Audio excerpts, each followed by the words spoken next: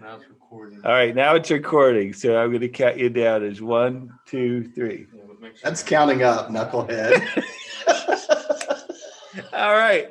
Well, that's a great start to the Mental Advantage podcast. All right. 3, 2, 1.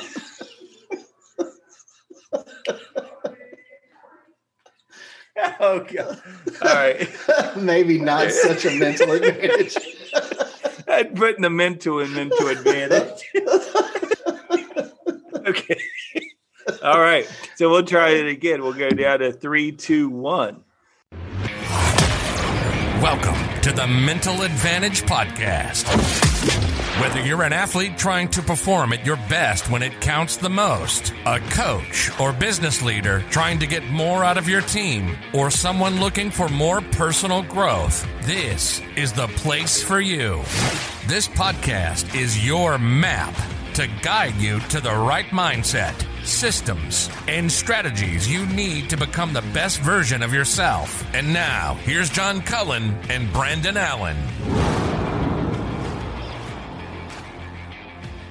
All right. Well, welcome to the 100th episode of the Mental Advantage podcast. Isn't that incredible? It's interesting because at one point I thought, well, that's not that big a deal. Like, you know what I mean? Like I kind of downplayed it. And then you start thinking about where we started. Yes. And how we've kind of evolved over the past 3 years, essentially 2.5 years. And what really you have been able to drive for this podcast is amazing. I mean, it's crazy. Look, this is a team, so there's no you to this, but I will say this. I would say this. It is everything. I went back not too long ago, and we actually talk about this in the interview with Dave Meyer, who's our guest, by the way. Let's not bury the lead of Dave don't bury Meyer, the lead.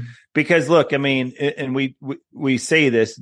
Of course, we want to celebrate that this is 100th episode, and I've got some really interesting statistics to share with you here in a little bit about some of the kind of Mental Advantage podcasts by the numbers, but. The reason that, and Brandon and I talked about this last week on the show, but the reason that we were very intentional about having Dave Meyer on is that, look, when we started this thing, I mean, we were like, oh, we should probably do a podcast. It's right during COVID. I mean, our first episode was January 22nd, 2021. So that's 2 years ago, a little more than 2 years ago now. But the reality of it was, we didn't know. I mean, we both listened to podcasts, and we knew we could talk to each other. That wasn't going to be a problem. We do that. We were doing that plenty of times for a lot longer, actually, on the phones than we were on the podcast. But I remember the first thing was like, we were always like, well, should we just talk to each other? Should we bring guests in? Should we have phone people call? I don't even know how to do it, but could you have people call in or whatever? So there was all these different ways to do it. But then when we were like, well, we probably should have some guests. And then I remember a friend of mine who everybody knows now, and a friend of yours now, Sean O'Neill, who's been on the show a couple of different times, telling me, hey, I don't know if you've read this book. It's Injured to Elite. It's this guy who's a physical therapist who also really is hot on to the mindset piece of things and the mental performance side of things, and had worked with the St. Louis Cardinals in the past. And I remember being like, yeah, like we'd definitely love to do that or whatever. And thinking, of course, like, so what's that? I just remember thinking like, I wonder what that conversation between Sean and Dave is going to be like, because is he going to be like, so listen, let me run this by you. How much time you got?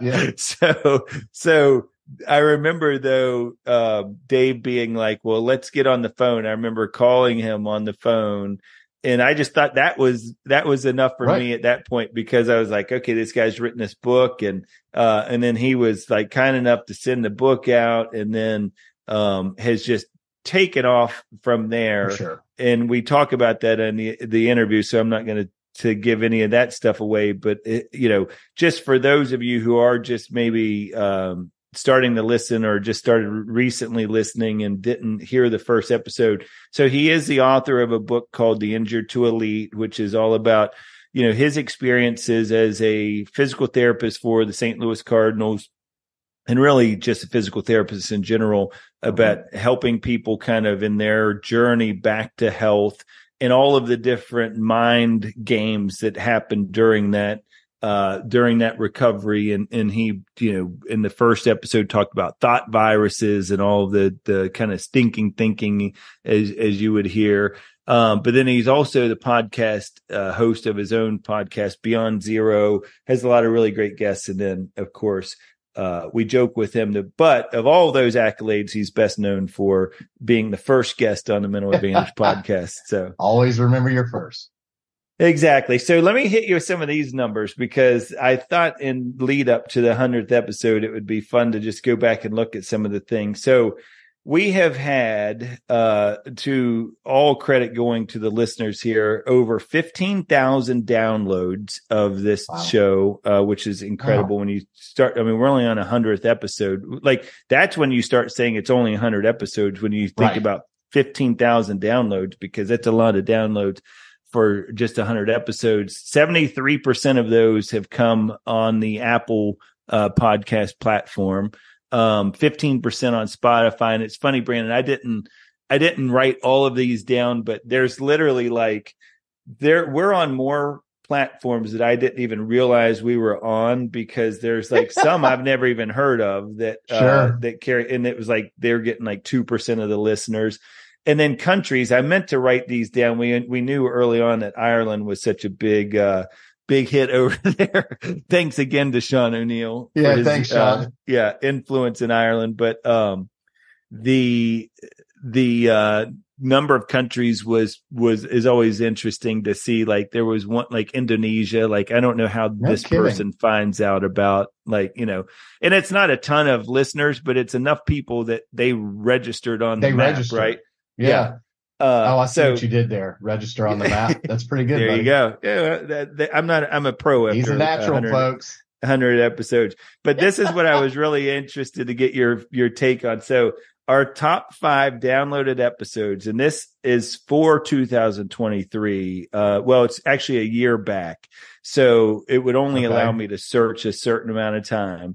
But the top 5 downloaded episodes, I'll give you the first 2, and then I'll see if you can guess. You're going to give me number 1 and number 2? I'm going to give you 5 and 4. Speaking of, I'm glad you said this, because I don't know if we'll use it or not. We may use it. You might have heard because we do this intro after Mac Cullen, my son, puts the intro package together with the music and stuff. But we went back to the very first episode, and that first episode, the intro is when I was saying, "Let me count down." Yeah. I said 1, 2, 3, and you're like, "That's counting up." That's how it all started. The fact that we still have, 15,000 downloads after that's amazing. But and thanks, by the way, to Mac. Look, we would not be able to ever publish any of these if it wasn't for him, because we would have long not been able to figure that out. But he does such a great job for us with that. But top 5 downloaded episodes in just the last year. Number 5. Coming in at number 5 is The Character Edge, which was Lieutenant General Bob Caslin and Dr. Mike Matthews, of course, at West Point. Your boy comes in at number 4 is Craig Wiggins came in. That episode, Heel and Toe for Heroes, was the number 4 most downloaded episode of our podcast in 2023. And then I tell you what, I'll give you number 3 as well. So number 3 is Competitive DNA, which was Adam Mosley, of course, from Hoover High School. Okay, so what do you think the number 2 and number 1 are? I can give you a hint if you don't guess it early. I think number 1. Okay, I think number 1 is going to be the Coffee Bean. I would have thought so with Damon West, because because purely of the on feedback. You got it. That I got. There was a lot of that. Yes. And I would say number 2 would be Brian Davidson with Hope, Grit, and Resilience. Yeah, I would say if you had told me to rank these as far as what I thought, just based on feedback and stuff, I would have put both of them up there. But and I also think, it's the last year. I think once you kind of spread this out, because both of them were relatively recent. So I think one of the things that happens here. Yeah. Because you had said 2023. I'm going to say the one with Tyler Gillum in the Savannah Bananas. I'm surprised that actually, I think if we re-released that one with all the buzz around the Bananas right now, that probably would easily climb to number one. So number two, and this is where I want your mind to start thinking, is it's baseball related. But number two is legendary Coach Jack Leggett in the ABCs of excellence. I get that. Yeah, because I mean, look, you put that name out there, and we're very intentional about hashtags when it comes to posting some of this stuff. And so when you do a search of Jack Leggett on the on Twitter or wherever, you'll be able to see that. And then number one was the Sports Dad with Paul Reddick, the book, the author. Yes. Yeah, that was a really good. And I tell you what, really good one. Really good episode. I think it was probably because it's so timely too, because travel sports in general has exploded so much. And if you have an athlete that's going through that, or if you're a mother or father of a kid that's going through it, and you just want to better prepare yourselves to walk that journey with them, man, go to that episode. Yeah, it was such a great book. And he has so many really good kind of tips and, strategies there. So that was really good. And then the other thing the only other piece of statistics that I thought was interesting is we've had 98 hours of show, which then I was like, okay, put this in perspective. That's over 4 days of us just being on this show. Oh, what a nightmare for some people. I mean, that is just nightmare fuel. I'm thinking about somebody who's like starting that cross country trek from, Washington to California. You could go ahead and this will at least get you halfway, a little way there. Just so the listener knows, he does know Washington State is out. What he's talking about. DC. I meant DC. Washington to California. Yeah, I thought that would last longer. A nice 3 episodes. I thought that was a longer trip. Oh my gosh! Yeah. I mean, I had everything queued up, and next thing you know, I arrived. So I don't know. I think those guys were lying to me. I'll never listen again. So. You could actually, I guess, go coast to coast. Probably takes you a couple of days to do that. So you could listen. We got you covered on the way out and the way back if you for sure. Don't want to talk to the family. Yeah, give us a shot. You can start and you can figure out your own top 5. That'd be something. That would be interesting, actually. If you have anybody wants to write in what their what they would put their top 3 in. Because that would just be, I'd be curious to see the feedback on that. All right. Speaking of Brian Davidson, though, since you brought him up, I do want to make sure that we are letting everybody know we do have, you remember the mental skills assessment that was going on.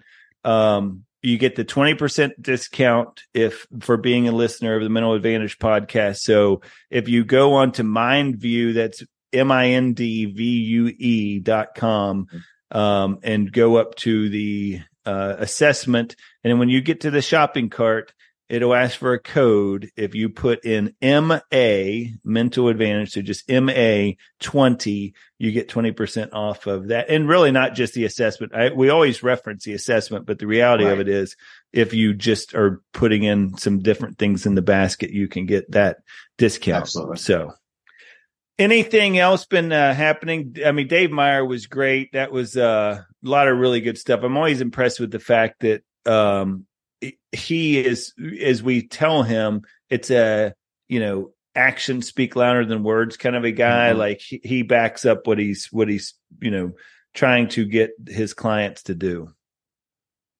For sure. And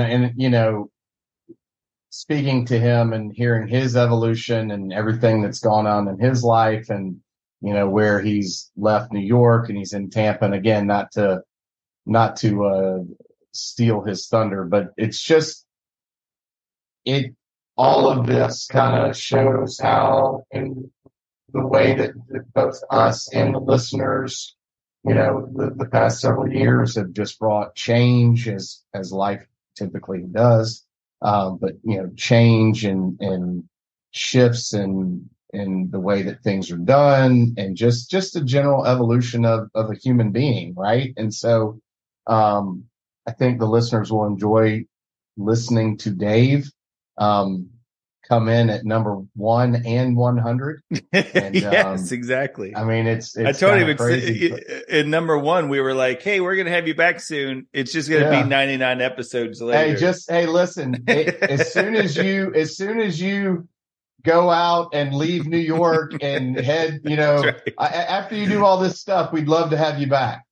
So. You just made me think about this when you were talking there, just to break the wall down for some of the listeners. Like, not that this we're pretty transparent, but so we were talking to Dave before the show yesterday, before we started recording, and Brandon had just started making a comment about COVID and the impact that we were talking about, the effects that COVID had on everybody's mental health, a lot of different people.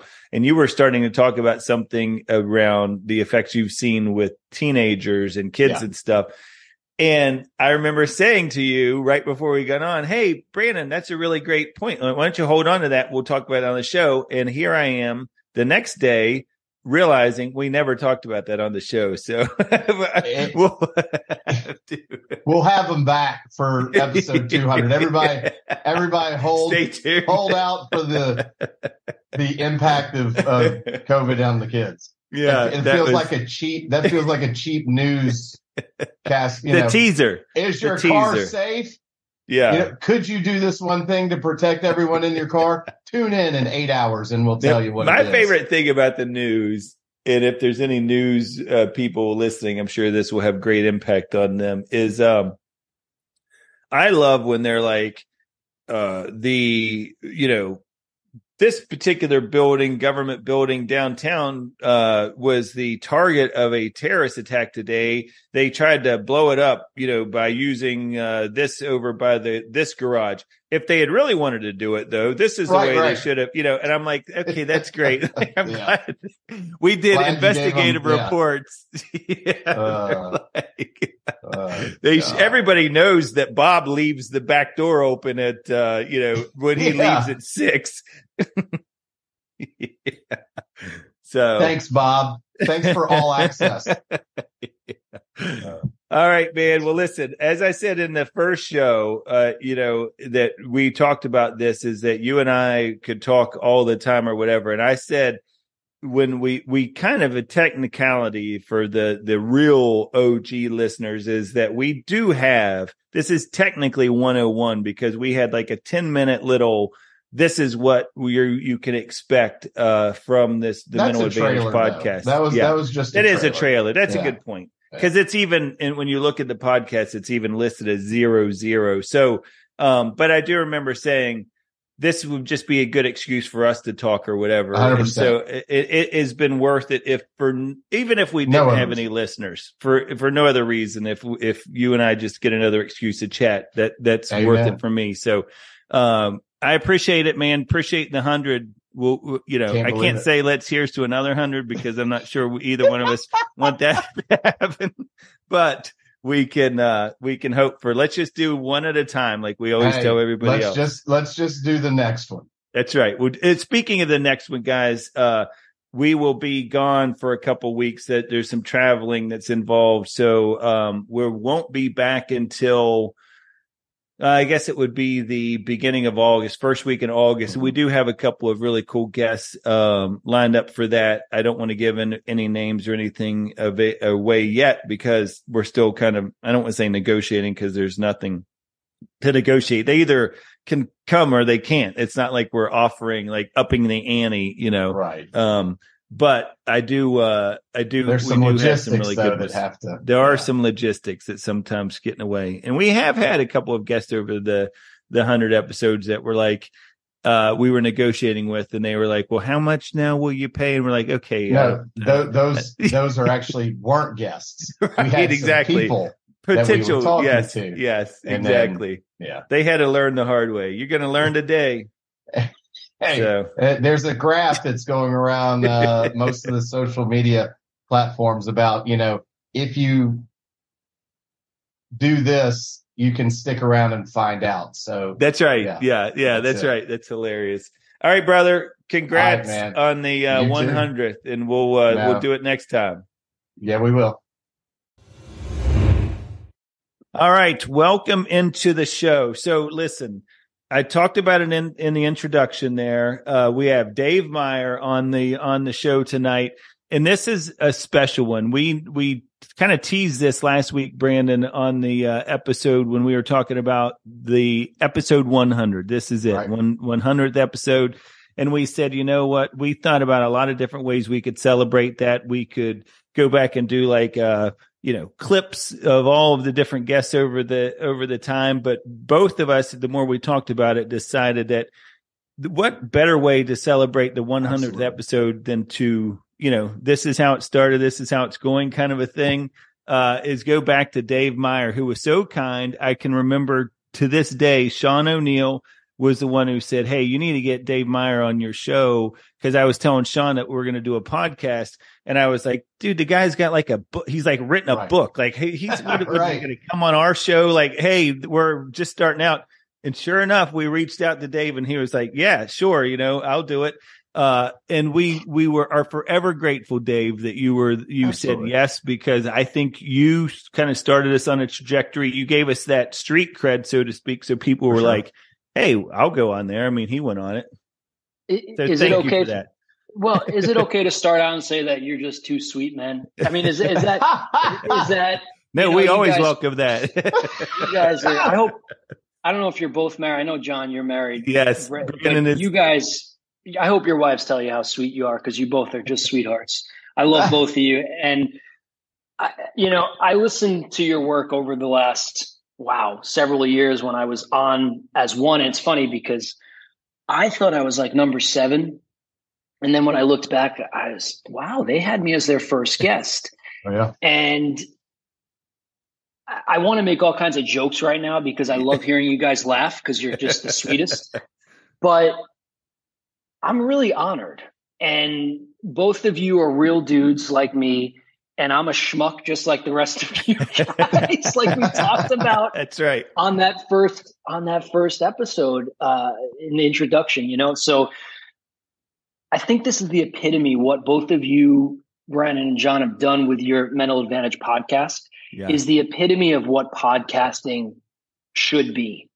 It's not about just the Lewis Howes out there and the Tony Robbins and the whoever it is, the Jay Shettys of the world. They're great, but it's about people like us that have something important to say, that have real relatable experience. And I'm all for that because that's me. And so it's really special for me to do things like this. And I guess I'm maturing a little bit finally at 37 and realizing that it's these moments that I truly enjoy, have fun with. And I was excited about today. I actually, the first lesson I should talk about is showing up early, because I showed up an hour early. Right. I got the notification on my phone. I was like, all right, let's go. We can go ahead and get started. But look, you mentioned podcasts, and we talked about there in the introduction that you're podcast host of Beyond Zero, and a lot of great guests. I love listening into your show because you always have interesting things that I think, oh, that's a perspective I haven't thought about. Maybe I'll do a little bit more research on this, or here's something else. And we're going to unpack some of those later on. But bring the listeners up. I mean, you mentioned, this was back in January of 2021. What's been happening since then? I know because, and Brandon knows because we follow you, we talk, but tell the listeners what you've been doing. Because I put everything in my life on Instagram stories that it's sickening. I know. A lot's transpired. I'm currently the who's who of podcasting is investigating me for steroid use now. I've been working out a little bit more, trying to get back to I was sick of hearing from people, Dave, you really looked good in your early 20s. What happened? It's so depressing when you hear that. I'm like, well, I actually was an athlete. Like, I wasn't BSing you. Like, I actually did play sports. And so I've been connecting a lot with that. I broke up with my ex-fiance, who I was with when I did the episode with you all. We're very cordial and we're friends.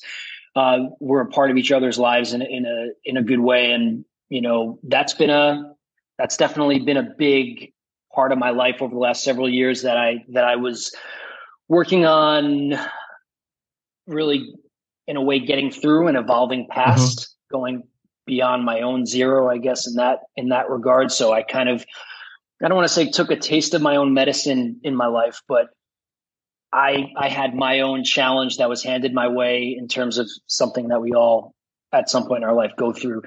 Sure. That was tough. And so that was a big part of it. Last year, I spent a year working in professional rugby, Major League Rugby. Never in a million years would have thought I would be a part of that. And I was the physio running on the pitch. It's not like soccer where you can't go out there. In rugby, the physio is out there and providing treatment while getting stomped on. So sometimes they even get involved in the plays, and you're getting the coaches from up in the headset telling me, hey, tell so-and-so player to make sure he gets on the other side. And I'm like, what are you talking? I can't understand the New Zealand accent. I barely, this is insane. So I did that for a year.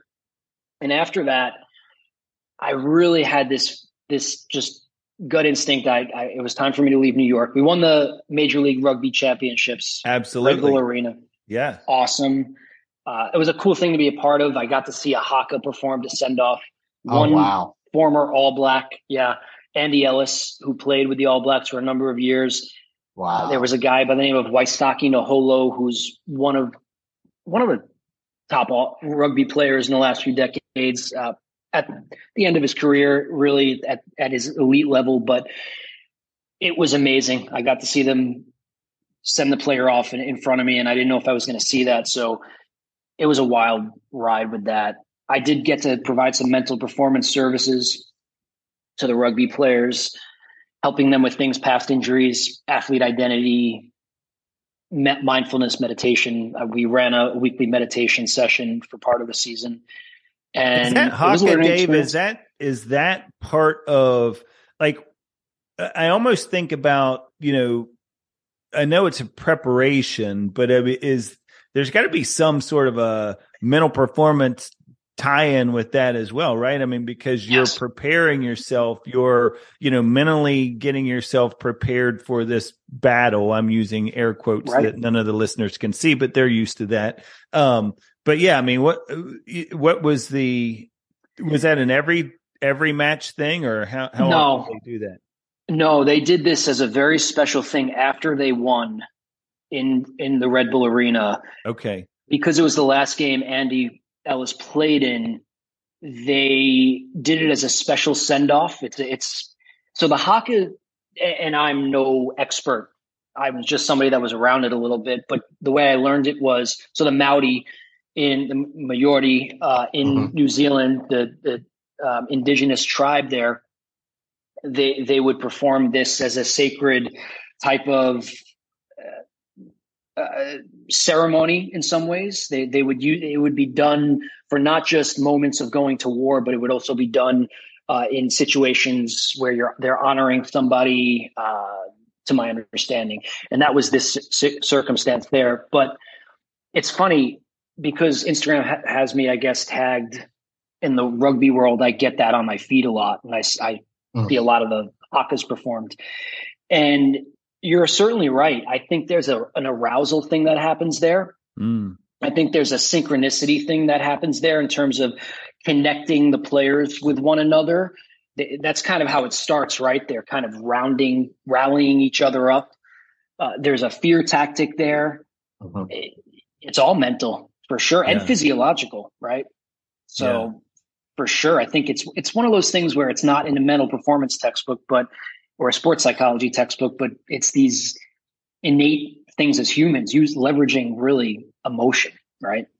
So you had, and the listeners may remember that you had at one point done physical therapy and were working with the St. Louis Cardinals and in Major League Baseball. As somebody who's seen now different levels of professional athletes, right? Did you see some consistencies in that mental side of it? Did you see some pain points that were pretty comparable across the board? They were very different. They were very different.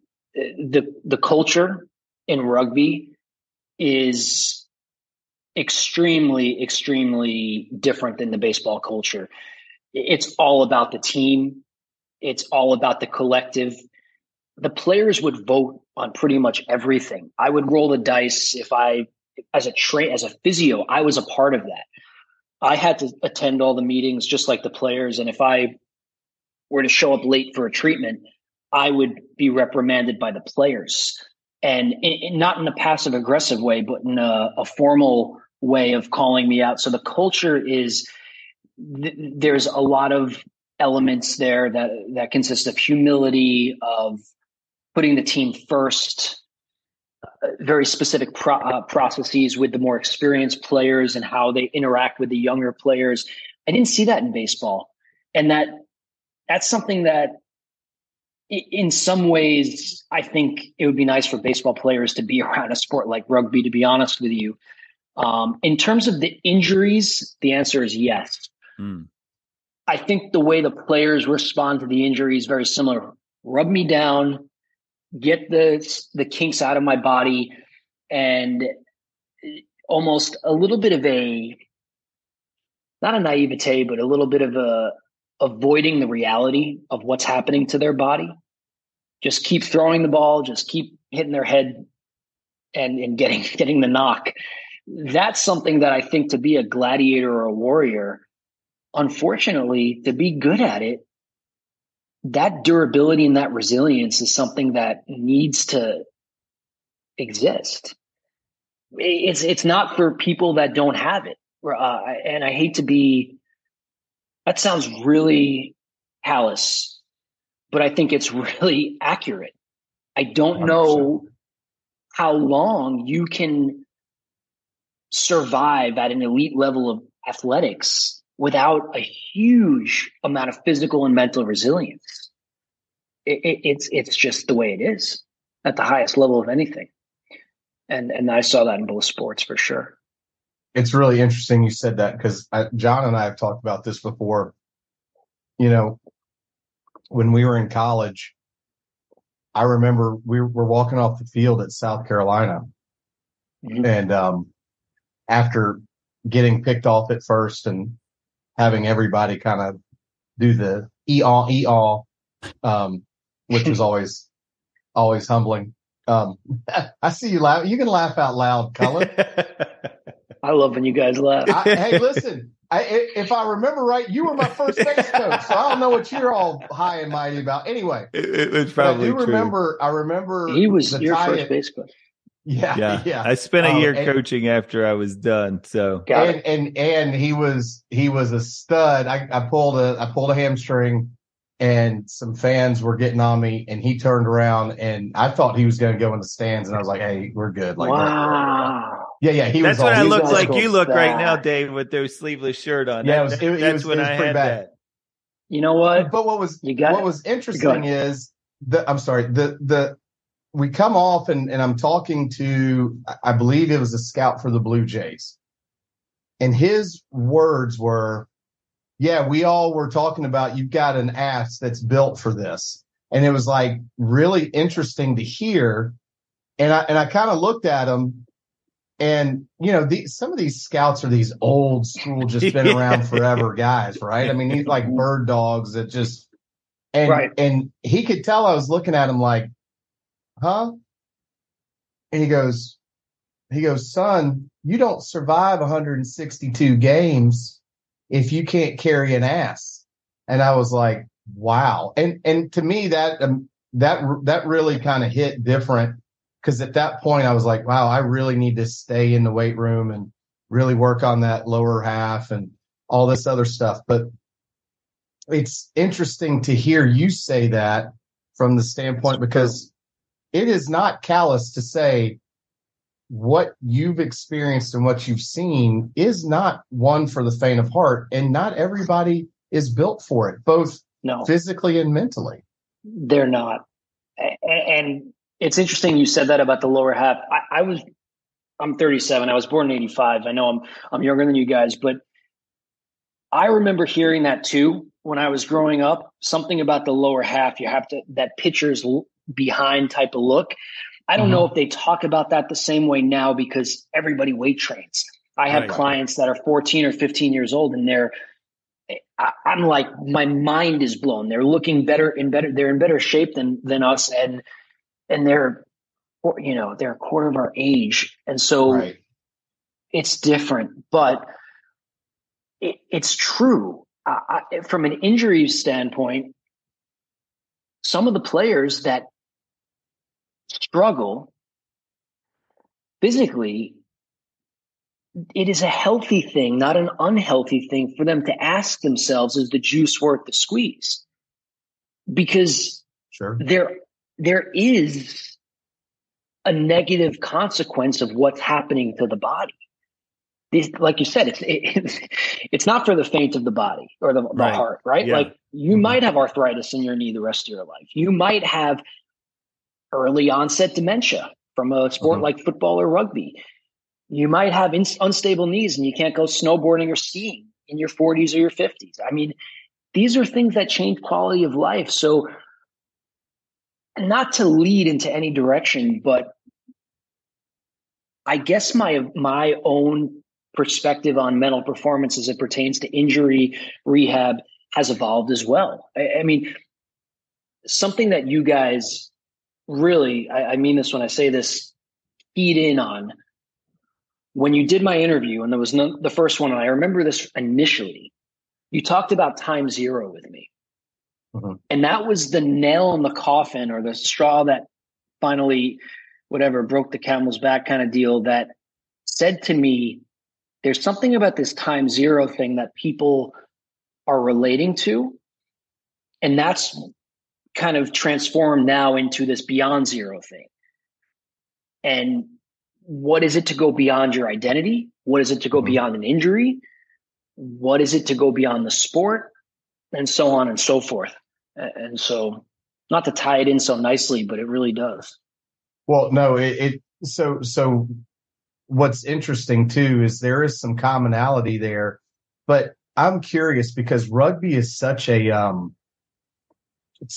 aggressive sport. It's one, to your point earlier, you're on a field trying to help and they are running you over.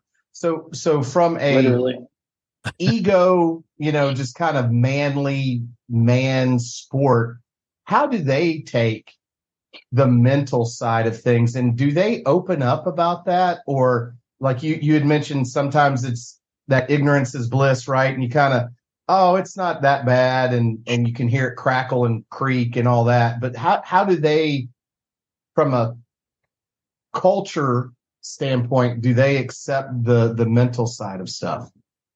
It's a great question, Brandon. I love your questions. I really do. Both of your questions are always insightful. And it's not a black and white answer. The culture of a lot of rugby players, talking about the Pacific Islands, we talk about New Zealand, Australia, South Africa, England. I was told that the sport was invented from the old wives' tale is that somebody ran across the field with the soccer ball and it became rugby. I don't know if that's true or not. So I think that was in England. And there was two different types of rugby. There was like the clean cut rugby, and then there was the rough and tumble rugby, union versus the other one. And I want to preface this. I didn't play rugby growing up. Didn't know much about it. But the interesting thing, especially the Kiwis, the ones from New Zealand, a lot of them are just mindful people. they're very mindful. They're different than the culture from the American culture is very different. They're very insightful, introspective. They think about things, they reflect. And that's in the sport very much. They have very highly intellectual conversations about the strategy of the game and about how to call each other out very properly. There's something that the GM once told me. I was sitting at a table once with the head coach, Marty Veal, who he played professionally in England, and he was a big dude and intimidating guy. I was never comfortable around him, and he mother effed me once because what happened? I think I forgot to inform him early enough on a Sunday when they were naming the team about one of the players that had potentially a foot injury. It was a potential Liz Franck injury, which could be a pretty devastating one. And these coaches know a lot about injuries. I mean, they played the sport. And he mother effed me, and it was really it hit my manlyhood, my ego. You know, I'm a medical professional, and you're like, why do I have to take this from you? And you know, I mean, I wouldn't stand a chance. He'd kick my friggin' ass, but he really pissed me off. And the GM came in and said, Dave, I know you're kind of upset about that, but you know, let me explain. You know, I know Marty's an interesting kind of guy, and that was his style. But he said, you know, in the rugby culture, we have something called we disagree and commit. And so, you know, just hash it out and then we move on. And I'm like, okay, that doesn't usually happen in the clinic too often. Doesn't happen in the baseball world too often. You know, if that could linger in a clubhouse for the whole season. A little different in rugby. So in a way, they're very brash individuals and very, how do I say this? What you'd expect a contact athlete to be. Yeah. But then on the other side of it, they have these meetings where they talk about their purpose and they talk about how they can be better as people. And it was so interesting to me that the culture in rugby is so different than the culture of football. I mean, a good book for anybody to read about sports in general is a book called Legacy. It's a great book.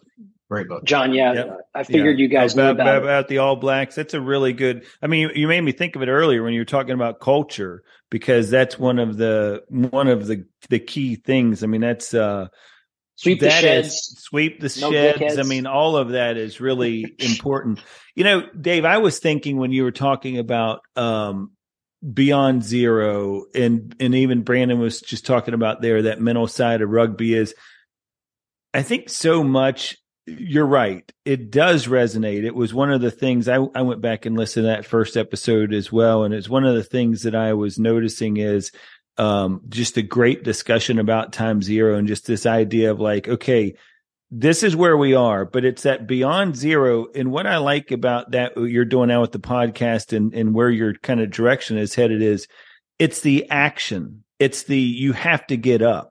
You know, so much of rugby is getting tackled, being down, whatever it is, but it's at some point you got to get back up, and then it's about moving forward. And so much about rugby is advancing, just like it is in football, just like it is in other sports or whatever. But it's really, I think there's something to that idea of just taking that first step. It's just, it's like so much of the, you know, what Brian Cain used to say is it's the start that stops most people. And it's true. It's like you've got to take that action and do something that is going to be, you know, whatever it is, the next best decision, whatever it is, just doing something. So I think that's a really cool thing that you're doing there, and that it resonated with you, and that you kind of are. It's the evolution, I think, of time zero. Couldn't say it better than you. There's a speaking of that, one of the things, and I feel like I just said that twice, and I apologize to the listeners, but they're used to me. I went through a phase, Dave, where it was like that. What I found interesting, I think I might have said that. I think the listeners probably turned it into a drinking game because I was saying it so much. No, they couldn't. Any listener that turned that into a drinking game is not listening to us right now. Their liver is beyond zero. Yeah. Yeah. So it was. Can I just Can I just say, I give all you credit. You've come a long way in 100 episodes. You used to talk about, call us in, let us know when to stop. Now at least there's drinking games, and this is good. This is good. Because nobody would call, Dave. Nobody would even tell you to stop. Oh, that's right. No, that's why we can say whatever we want. We keep asking. We can just say comments. They're drinking. Yeah. That's it. It's just like whatever it takes. They're drunk. But you have somebody that you've been kind of, I guess, has become a friend of yours in Dr. Zur, who's on your podcast a fair amount, and you guys share, you've shared some social media content about him. When I was thinking about rugby, and I was thinking about, Brandon, what he was talking about there a minute ago about, hey, it's just a different cat. It's just, it's a lot of violence to that sport. I imagine there's a lot of anger to that sport as well. And something that you guys talked about recently that really piqued my curiosity, because it was very counter to everything I think about anger, from a mental performance standpoint, especially. But you all talked about, and I think he was even mentioning, Dr. Zur was mentioning he's done some research on this, but you were talking about anger and just this ability of how, if you leverage anger the right way, it can perhaps play a more productive role than maybe we thought. Could you maybe talk a little bit about that? And I'll share kind of what I was thinking about that as well. Sure. I'll go away from my feelings here. I'll talk about the science of it empirically. So he studied in England. He's a sports psychologist and a mental health counselor. He's my mentor as I'm becoming a mental performance consultant. And he did his thesis work on leveraging anger. And I asked him why, and he said, well, my father told me when I was younger, I was kind of angry. And he's a martial artist, Kung Fu, and I think a few other types of martial arts. And he worked with fencers, and he studied how anger impacted performance. I think across the board, most of us thus far in the mental performance world hear about the negative elements of it. So I thought it would be cool to talk about maybe there's something that we can leverage there. In his research, just the bluff, I like the bottom line up front. The bluff is it improved gross motor performance. So for instance, how high you jump, maybe how hard you're throwing the sword in front of you for whatever in fencing. But in terms of certain elements, it improved reaction time. That was a big thing. But in terms of the fine motor performance and the skill element, I don't know if that improved with anger, which I thought was interesting. Yeah. So my extrapolation of that is arousal maybe increases with anger. So it's leveraging, for instance, if you're a baseball player, we've all seen, working with ball players, they told me something interesting. I just recently saw Mike Myers pitching, and I don't know how he's doing, but I worked a lot with Mike, and he's got a massive, he was an Ole Miss guy, I believe. He always told me he had different gears he could hit as a pitcher.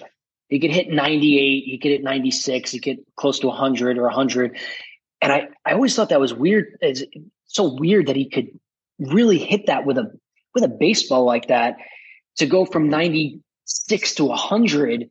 I thought that at that level, you're just able to do that, and that's that. Yeah. But he had these gears, and I think that's where that arousal piece comes in. So you can leverage perhaps a thought, something that upsets you, take that. So Dr. Zur would use a script, and he would set up the anger scenario, and then he would study the performance. So there's something. I love the analogy you all used about the water boy, because, and it's funny. Yeah.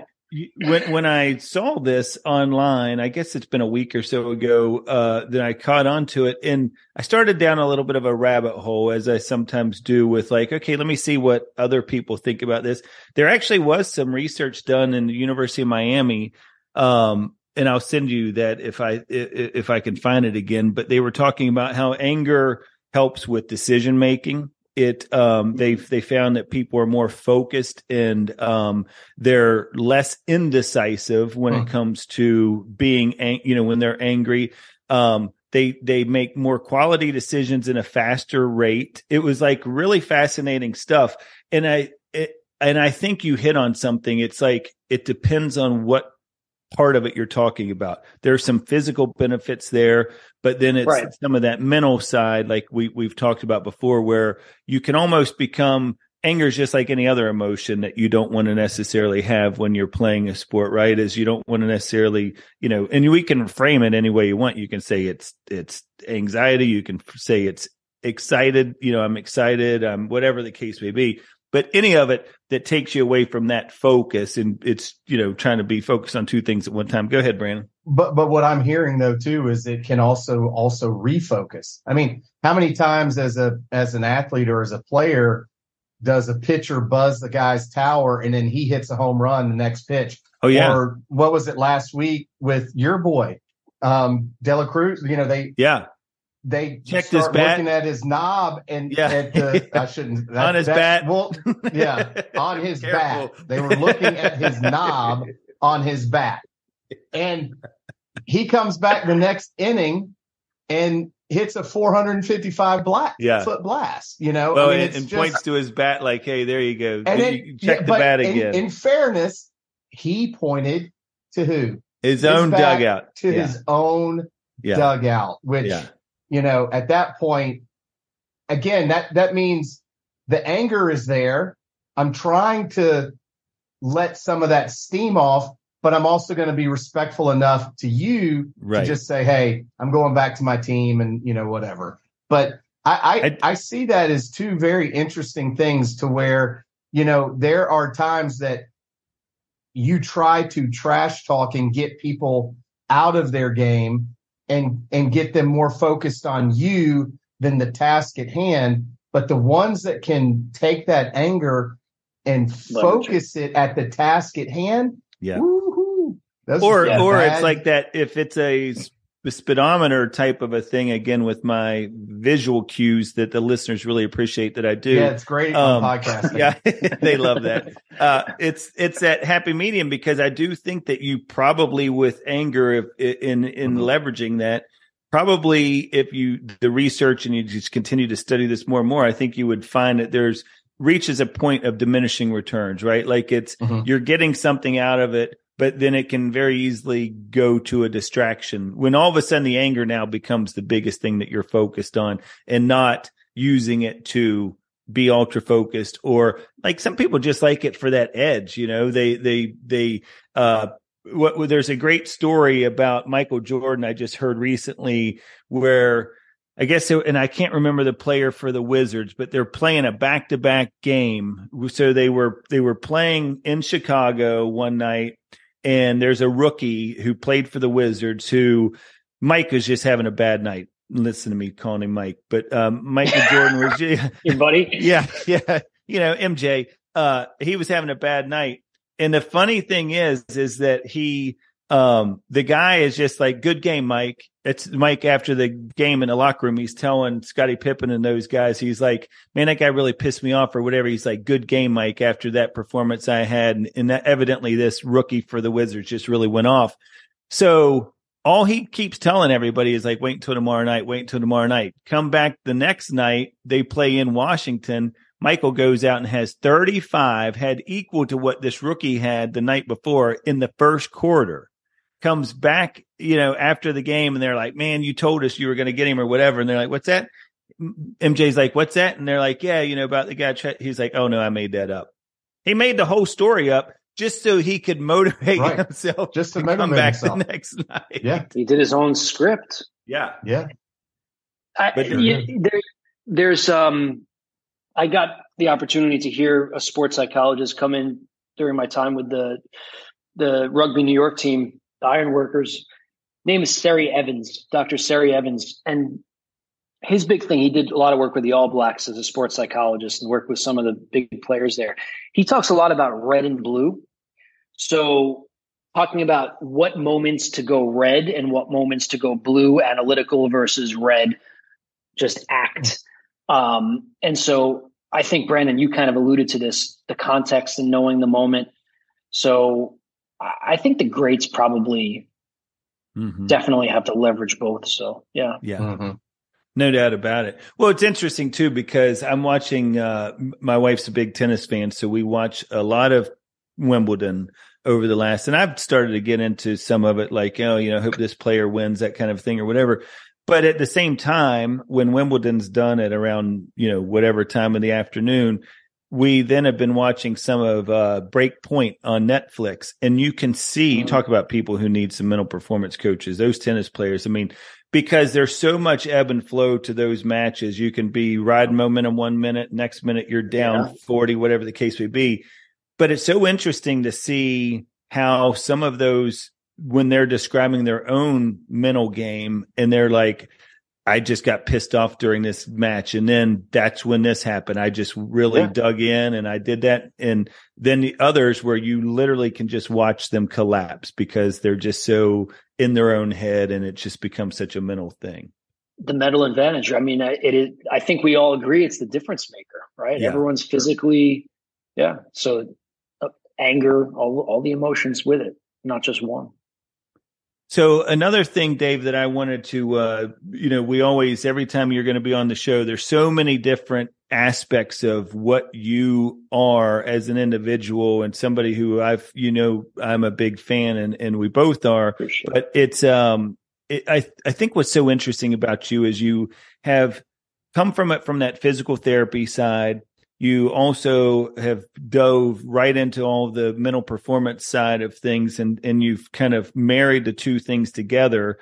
But one of the things I think gives you that unique perspective is what we talked about earlier, is having that lens of seeing it from a professional baseball perspective, seeing it from a professional rugby perspective.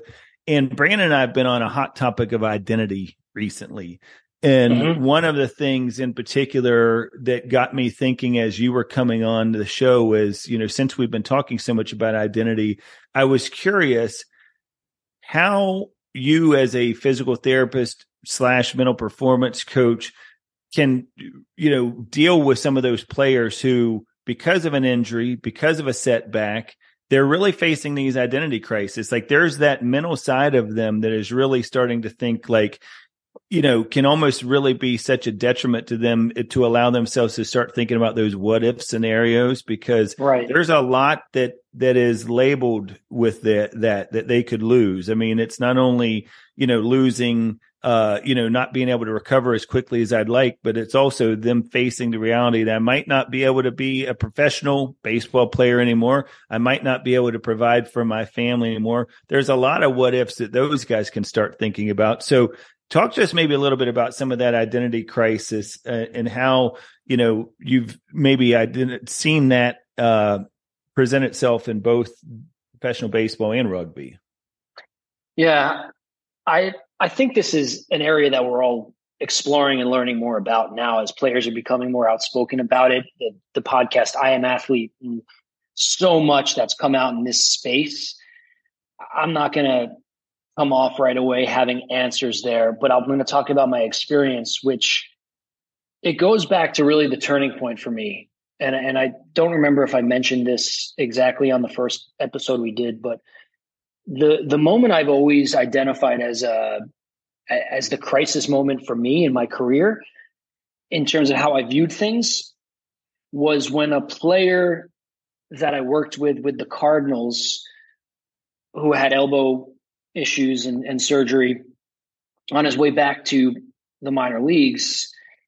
And he was somebody that signed in the top 10 rounds, I think, in his year. He was somebody that was once in the training room.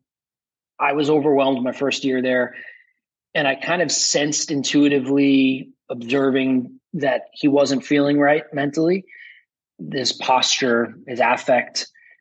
And I was not able, I didn't trust my instincts, I guess I could say, I should say. And it ended up being one day I come in, this is later down the line, and we find out that this player attempted suicide. And it was a situation where he was rescued essentially by his roommate. He was unconscious. I'm not going to go into more details than that, but he ended up being okay in that moment. And my jaw dropped when I found out what was happening, because the first thing that went to my mind was, I thought something was up with that guy. And I thought back to that moment. Yeah. I mean, I was always interested in psychology. I always knew that there was more to the game than just the physical piece, but I guess it just glared in front of me at that point. And that felt like the moment where I started to depart from the fairy tale around the game. And that was in 2016 or 2015. Around then, we're talking about now 7-8 years later. That coincided with my own identity crisis I had with my relationship to the game and who I think I am. But we use this phrase identity crisis, and I'm not even sure I know exactly what I mean by that when I say an identity crisis. I can tell you this, because I'm curious to hear what both of you see it as. When players are broken and they're away from the game, they're isolated, we know that there's a big incidence of depression in injured players. There's statistics that show up to 50% of people that are injury survivors. That can include a lot of things. Car accidents are depressed, clinically depressed. I see it as the athlete feels disconnected from their mission in life, what brings them joy, what brings them fulfillment, what they know. I think what I'm trying to say is it's such a huge amount that's going on there. And we lump it into this thing that I've called, this is me, identity crisis. But I think the bottom line is the people I worked with, they would appear at times very angry, very frustrated. They would appear salty towards me. I took it personally early in my career. It annoyed me because it made it more difficult to work with them, especially when I'm just saying, hey, just do the rehab. Well, how do I get into the motivation? What do I do? I felt like I was lacking the skills. And where I got really good over since probably a little bit before the pandemic and forward was stepping away from trying to fix all those people and try and better understand it and unpack it. Period, paragraph. I think that's all we can do, because I think everyone's identity as an athlete, and this is what the other thing I wanted to say about this. I'm taking sports psych classes now. One of the classes I'm taking is diversity, equity, inclusion. I'm vulnerable when I say this, but I think a lot of people would look at that class and say, oh, that's a formal class. I'll be honest. I said that. Okay. I said that to myself. I really wish they would just let me get through, not have to take this course, because, I've taken diversity classes before. I like to think that I'm on board with everything there and that I understand the modern concepts of it. But the reality, as I'm in this class, I think we all have a lot to do in that respect. And I'm writing a paper right now, self-documentary of my sport experience and how I learned the game, not the game, but sports through the lens of diversity, equity, inclusion. And we can't think about identity if we don't think about those things. Right. So that added a whole other lens to me. I'm like, shit, I was thinking about the injury. Well, what about what this means to a person when it comes to their community back home, their culture, their ethnic identity? And so Pandora's box has been open for me. I want to interview both of you, and I'm curious where you all stand, because I think I'm just getting started with understanding it, to be honest with you. Brandon? I think it's interesting. I think that you touched on something. Identity is such a large umbrella, but at the end of the day, what I think I've at least heard from either athletes, clinicians like yourself that have dealt with the mental side of athletics and people being away. Gosh, we've even had a couple of Navy SEALs on, and they all talk about when they leave there's something about when you are, number one, if you're good enough to make it to a certain level, you've been told your entire life, oh, you're Dave the baseball player. You're Dave this, you're Dave that. And right. And when you've been part of something bigger than yourself, I think when you get extracted from that and you see that they keep going, it's almost watching your own funeral, because you all of a sudden realize, wow, they love me while I'm there, but they still get on when I'm not. Right. And I think that, especially when you're talking about athletes and egos and all the stuff that kind of goes with that, when you step away and you've lost your purpose, you've lost some of your relationships, and more importantly, you've lost what's important to you, but they continue to move forward without you, man, that can be a bitter pill to swallow. I think the way you described that, Brandon, in terms of the analogy to watching your own funeral, is powerful. I'm going to remember that coming from this conversation we had. It brings us to the thought of mortality, actually. Mm-hmm, for sure. It brings us to the conversation. I didn't expect the thing with mortality that, Dave, and you kind of were sending me down a path that I was going to take, is that's the equalizer. We're all mortal. We're all going to be, and that I think is, when I think about this identity crisis, I almost think of it as a identity conflict, if you will. You brought up diversity, equity, and integrity earlier, or inclusion earlier. Yeah. The equity piece of that, and this is where I think there's a conflict, is that we're the ones who put the athlete up on this pedestal. We're the ones that give the athlete these labels. The athlete themselves oftentimes doesn't think of themselves in that regard.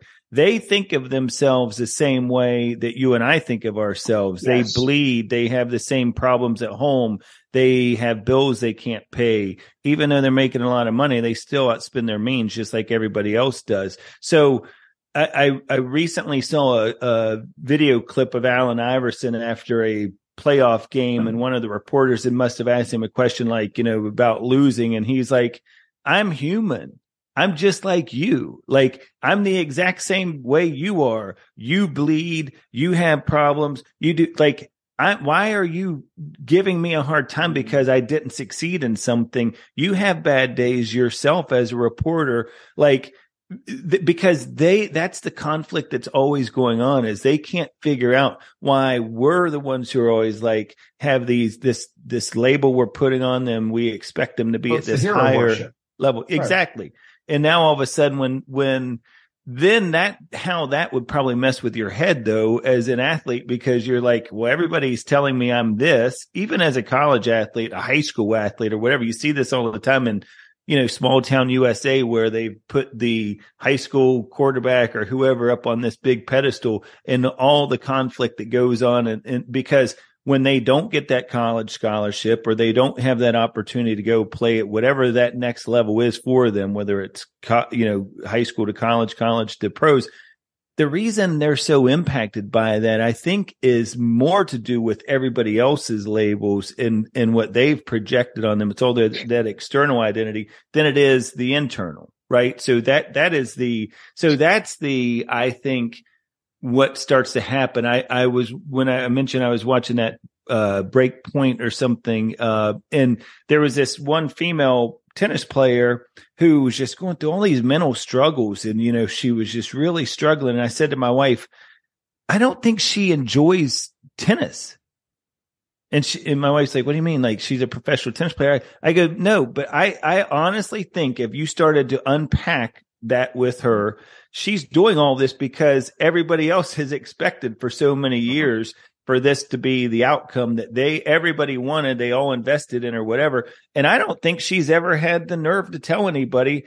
And that's where now she's in conflict, right? So, and I mean, we're just using sports as an example of this, but guys, and I'm speaking to listeners now, there's all kinds of, this happens 100%. with the dad who's at home, who's struggling mentally right now because everybody thinks he's the branch manager and he should be so in control and he's got it all figured out and the solution person of the family and all this other stuff. These are external labels. The dad is thinking, I'm just like y'all. I'm going to make mistakes. I'm going to not always get the right decision or the right solution or whatever. So anyhow, that's a way, I feel like that's probably 2 more hours we could go with that, but it's true. I think, like I said, go ahead, Brandon. No, go ahead, Dave. Go ahead. I came into this question knowing I wanted to listen more than I spoke. So I'm glad I was able to do that. I don't do that often. Between both of your responses about the mortality piece, watching your own funeral, and also the identity that others bestow on us, I think those really are some of the most important conversations to have with probably the athletes. Yeah. Hey, let's talk about that. How did you become? That's kind of the paper I'm writing right now. What is my view of myself as an athlete? And it's funny you mentioned that because that's exactly the conclusion I was coming to as the 7th page. I'm saying to myself, wait a second. It all follows a narrative. It's logical, and it's a lot by the product of the environment and what others' expectations were of us. So, yeah. Isn't it interesting? It's almost like a Hitchcock movie, or moral to a Hitchcock movie, in that everything that these athletes wanted in life, which is to reach these higher levels, to be on this pedestal, if you will, when they get there, the first thing they want is the normalcy is to just go back to being like everybody else, But John, think about when we were in college, right? And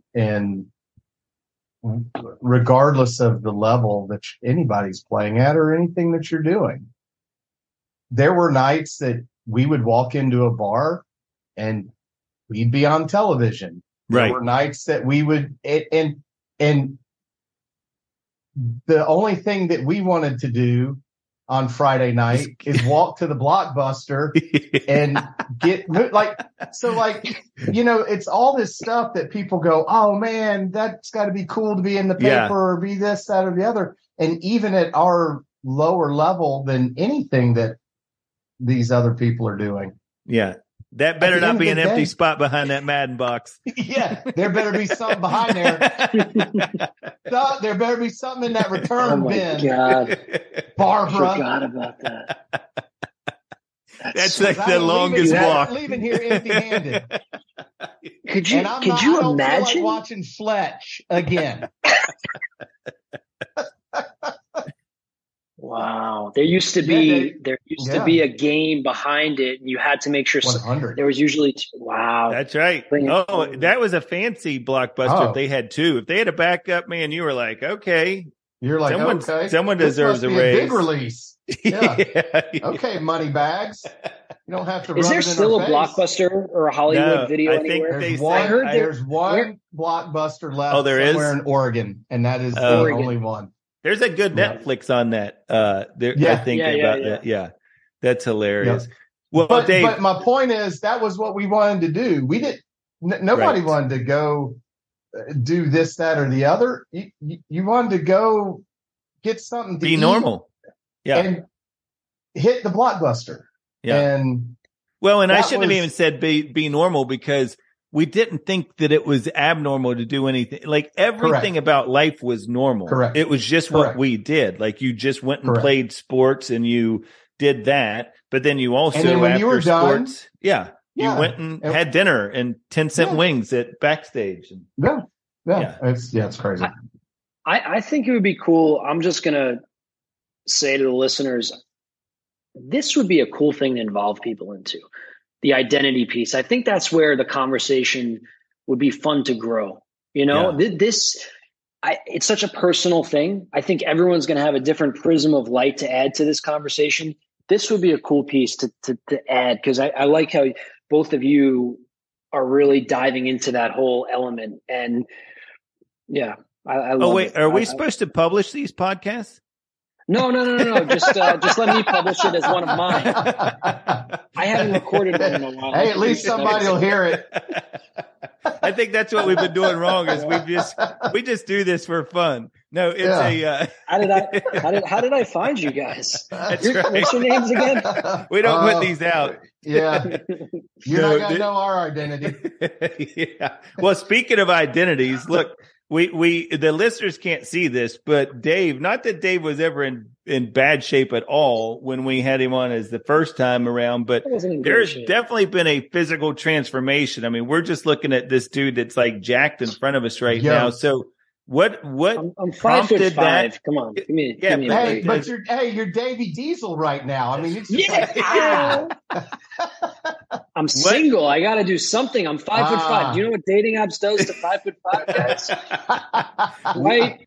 Was that what prompted the transformation? Like, talk to us about that, because of course it is. It is. I mean, look, and give the listeners your Instagram handle to follow you on there, because that's they can see some of the things we're talking about. Yeah, watch Dave eat bagels and Taco Tuesday or enchiladas or something you had here recently. Last night I had Taco Tuesdays. This place Miguelitos. Shout out Miguelitos. Dave M. Meyer, DAVEMMEYER, to follow my search for attention out there. I can use yours. No, it's quality. Yeah. Only a face a mother could love. But I guess, look, the truth is, a lot of my interest in becoming a physical therapist and working in sports, a lot of it was becoming a meathead at the age of 17. Seriously, self-proclaimed meathead. And when I say that, I was educating myself. I wasn't just, I never did a drug in my life like that. I took creatine. But I was really muscular. When I was 23, I was benching 335 pounds for 2 reps at 5'5.5". I was strong. And every time I would show people, hey, I used to be in shape, so they would believe me, to listen to me, to do something I was telling them to do. And they'd be like, why don't you do that again? And I'm like, oh yeah, sure. I'll just do that again. Right. That was easy. And I got sick of that. I have a lot more time on my hand when you're single and you're not working on a relationship. And I enjoy it. I got away from it. Actually, I became a patient of myself back around the time before I wrote the book. And I might have touched on this, but this is real. I was struggling with this neck pain, and they became these really weird chronic headaches. And every time I would exercise, I felt like I was having a stroke. I mean, I'm not trying to say that to be funny. I thought it was going dark. I was getting tingling in my head. I thought I had a brain tumor. I thought I had a lack of blood flow in my brain. I thought everything under the sun. I had bad anxiety from it. And, I probably was just deconditioned to some degree, but I did have some neck stuff. The brain MRI showed that I had partly, at least one of my lobes left. And I was surprised about that. And that's a joke, John, you could laugh. And and my neck MRI came back as having some, degenerative shit. And so I knew that I wanted to figure out a way to get going. I just couldn't do it. I was around these rugby players and I'm like, man, I could be in good shape like them. And so it was this year, it was 2023, January. I moved down to Tampa. I'm single. I'm putting myself back out there. I want to feel confident, right? I want to feel like myself, my identity. And I started slow. I said to myself, what if I haven't been in the best shape of my life yet? I mean, I'm 37. I have patients in their 50s that are in unreal shape. I mean, some people in their 60s that are beyond jacked, better shape than me. And I mean, why the hell can't I do that? What is this BS of me saying, oh, I can't do it? It's an excuse. Right. And so I've been trying to take it as far as I can, a little obsessive over it. And I have that personality where when I jump into something, I'll write a book. I will, try and get at least past 100 episodes. I can't. You're already on your way to beat me. You passed it. You passed it before we did. I'm proud of you guys. Yeah. I'm proud of you guys. Well, look, it's your Beyond Zero you're just describing there. As I was thinking about that, is like it's your, that's what we've always appreciated about you, Dave, is you put your money where your mouth is. You don't just talk the talk, you walk the walk. And man, I tell you what, I mean, as we mentioned at the top of the show, podcast host of Beyond Zero, author of Injured to Elite, mental performance and sports physical therapist, and probably most notably, most well known for being the first guest ever on the Mental Advantage podcast. So we can't thank you enough. Like I said, I mean, that the fact that you took a chance, answered the phone, and were like, yeah, I'll do it. We'll never forget. I appreciate that to both of you. I think both of you, sweet guys, let me tell you. But John, I remember the conversation I had with you. I was at a coffee shop. I remember Sean introduced us. And after the phone call, I'm like, oh man, I overwhelmed it. I steamrolled John. I steamrolled John. And there's a few podcasts that this is not ego. This is truly like pride more than ego. A good friend of mine I grew up with started something called the Eat Right Nutrition podcast. Your podcast, maybe one or two others, but both you and my buddy Daron, who started Eat Right Nutrition, he was a former bodybuilder. I mean, you're both over 100. You build something. You're good at what you do. Like, you really are. I listen. You guys are good. The fact that Brandon's able to talk without a darn microphone still, and it's not going to get one. I mean, you guys are good. I mean, John, you have a way of kind of leading conversations. Brandon speaks very authentically, and it's an enjoyable listen. And like I said, I want to keep this full circle. It's not always about the result. Everyone talks about that. I know Austin Byler said that on your last episode. It really isn't, though.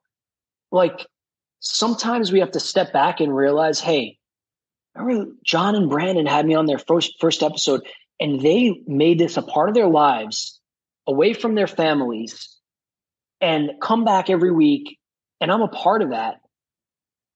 That's special. Did I make money from it? Who cares? Like, I'm a part of something with these guys. Yeah. And we should celebrate that kind of stuff more. It really intrinsically, it's cool. It really is. It actually makes me emotional thinking about it. Well, we are so grateful. Appreciate it. Yeah, we appreciate it. I remember I know, John, you're going to wrap it up, but I remember after you guys spoke, Dave, he calls me up. I'm in the middle of doing, at the time I was doing Hard 75. That's right. And I'm walking and he calls and he's like, hey man, he was like, got our first guest. And I'm thinking, Brandon's like, we're doing that. I was like, oh, okay. I guess I better not order a microphone. And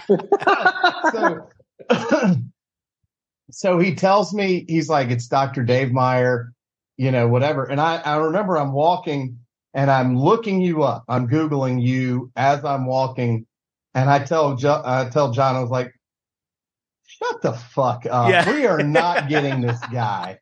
And he goes, I swear I know a guy. And he was like, and I'm like, John, we have no business getting this guy. And I just want you to know, Dave, that we do appreciate it. But you started a very long line of guests that we don't deserve, but are willing to be open and share. And so we appreciate it. We definitely wouldn't have gotten to 100 without you. It's amazing, and you're amazing, and we appreciate it.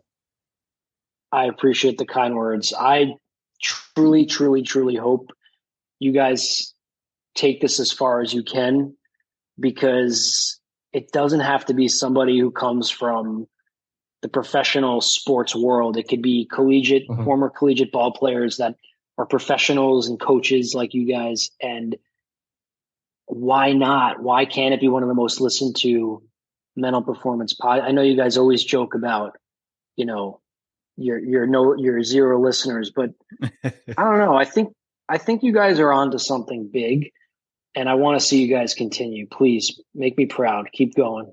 Well, I appreciate that. And that reminded me, that was one of the coolest things you said, and I'll never forget it. In the first episode, I remember you being like, this is the best Mental Advantage podcast that is in the world. Like, you were like, why can't it be you guys or whatever? Right. Like you spoke that. And I'm so glad, by the way, that when you just said, I hope for you guys that you didn't say another 100 episodes, because I would have probably I didn't say that. no, just now. I'm saying when you were as saying far as we can. Yeah. 101. Maybe. Yeah. No, but I do publish this, please. Just publish this one. Right. We will get this one out. We're going to finish at 100. No, but it's true. And I think it's really cool. So anyhow, look, we can't thank you enough. Tons of respect for you. Go out there and, follow Dave on all of his social media content, podcast, listen to Beyond Zero. He does a lot better job of putting up the video for his than we do. So dial into those things, and there's so many different layers and different lens that he comes from. So really appreciate you. Best of luck with everything. Man. And we're going to continue to watch the journey as you make this incredible physical transformation. So appreciate you. Well done, gentlemen. Thank you so much. Want to provide feedback or stay up to date with the show? Visit our Instagram page at Mental Advantage Podcast, or you can send us an email at podcast@mentaladvantage.net. To have John Cullen work with you or your team, please write to him at john.cullen@mentaladvantage.net. Thanks for listening to today's episode.